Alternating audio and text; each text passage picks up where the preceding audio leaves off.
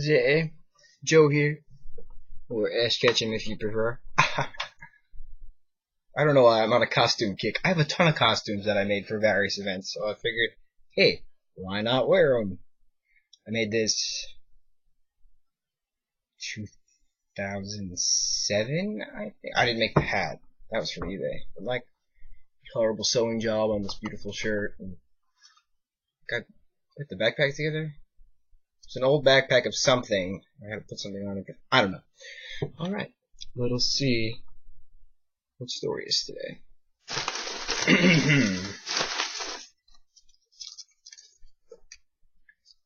Oh no. My glove's fraying. Oh well.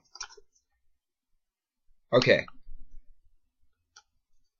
This says Montauk Roman numeral 4. So remember a little back I said that I had put extra Montauk papers in the hat. Now I've never done a Montauk story yet, but this is indicating that I am doing 1 out of 7 total Montauk stories. Okay. So this particular Montauk story it's funny. I wanted to tell the story for skateboarding, but I saved it for this. Montauk is my favorite place to be ever, and there's a certain group of friends. There's the Montauk friends, and I don't see them that much anymore. So I don't see them anymore, and it's upsetting because I had so much fun in Montauk with them. Now, little backstory as to how I came across Montauk. I've never been to Montauk until, I don't know, 2007 maybe? Maybe. The company my dad works for, used to, they don't do it anymore sadly, but they used to rent out Briny Breezes, which is a motel on Old Montauk Highway in Montauk, New York, which is the farthest point east on Long Island. Those of you who don't know your geography, check a map. Long Island is a big island east of Manhattan, or New York City for you foreigners or tourists. So my dad's company, the company he works for, used to rent out this motel, Briny Breezes, for all the employees and their families to spend the weekend with. So you'd go on a Thursday, and then you'd have to leave Sunday morning. So it was an extended weekend. It was so much fun. It was the last weekend of September. We went for 6 years, something like that, and they stopped doing it. I've been crying ever since. So the second year, I met one of my close bros, and his nickname is Tink. I haven't seen him in a while. I miss him. He's a pretty cool kid. So we have the same hair.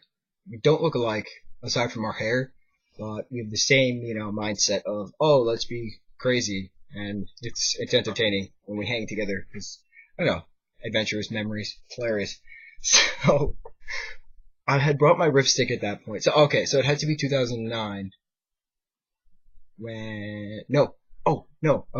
I'm right. Okay, so I think it was 2008. No, I'm wrong again. Okay, when did I meet Tink? I met him September 2009. Yeah, okay. So that night, once he got, I'm just talking out loud to gather my thoughts as I look out my window at the snow, which I hate. So I keep saying no, yeah, to correct myself as I'm thinking and not staring at the camera. I apologize, but I have to remember all these things. They're vital information. Alright, Tink and I met September 2009.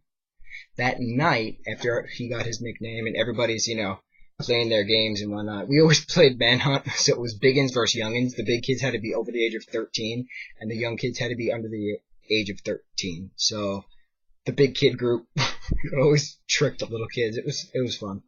A lot of fun. I miss that so much. So this one particular night, it was September 2009, and second night of Montauk. So the Friday night of Montauk. The last Friday night of September 2009. I don't remember the exact date. I'm sorry. We were skateboarding, and now Briny Breezes is on an incline. So the blacktop of the driveway goes up. It's just kind of steep, but not really. And then there's a flat part there's a field, and there's more parking lot, then the highway, and then you go down into the beach. So the little kids started to take our skateboards, and they were riding them as in they would just sit down and ride them like luges, and they just cruise right into the bushes, and it was really entertaining. So we were all like, hey, we can do that. So our friend Mike went. Who else went? I want to say a friend Vinny at the time. He went, and then Tink went, and then it was my turn. And I was like, yo, I can totally do this. Now you realize I'm like the biggest one out of all of them, and I haven't sat on a skateboard and gone down a hill in a very long time. So I completely forgot how much balance you need to have while you're going down. So I'm starting to do the wobbles. Now everybody who skates knows that once you get the wobbles, it's very hard to unwobble yourself, especially while you're sitting. So I'm going down this incline, right? Going down the incline.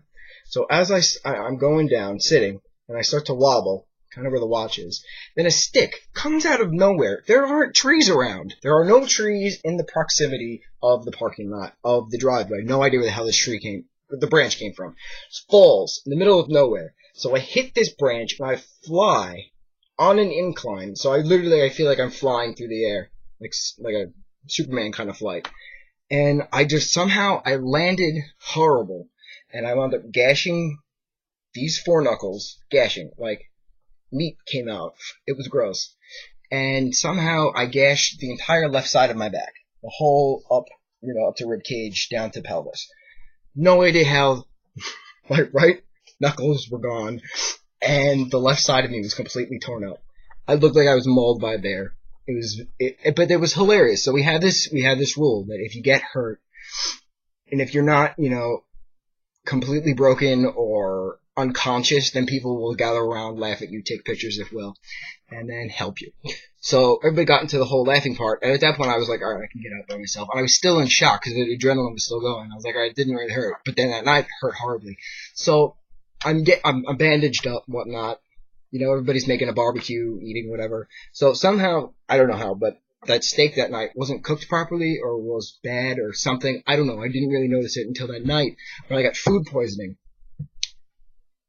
So I'm getting sick in the bathroom, like 3 in the morning. I will spare you the details because it was disgusting. But I will never, that was one of the greatest moments of my life, which is weird to say that after getting completely shredded up and then violently sick because of food poisoning, that night was one of the greatest nights of my life. It was fun. So, that's a Montauk story for you. There will be more to come. I love Montauk. I miss it so much. And that's the greatest pizza I've ever had. Pizza Village. Good times. On that note, stay on, bro.